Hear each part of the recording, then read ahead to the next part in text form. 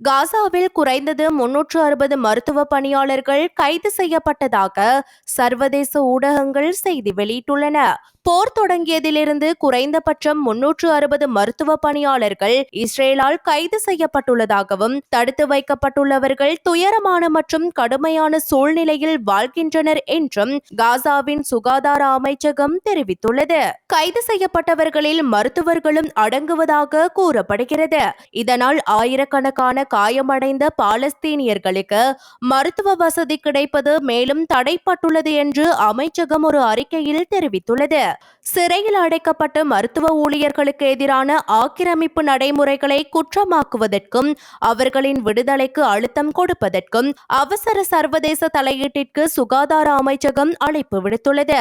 இதன்படி 2023 அக்டோபரில் போர் தொடங்கியதிலிருந்து காசா முழுவதும் குறைந்தது 1400 சுகாதார மற்றும் மருத்துவ ஊழியர்களை இஸ்ரேலிய ராணுவம் கொன்றுள்ளதாக அமைச்சகம் தெரிவித்துள்ளது.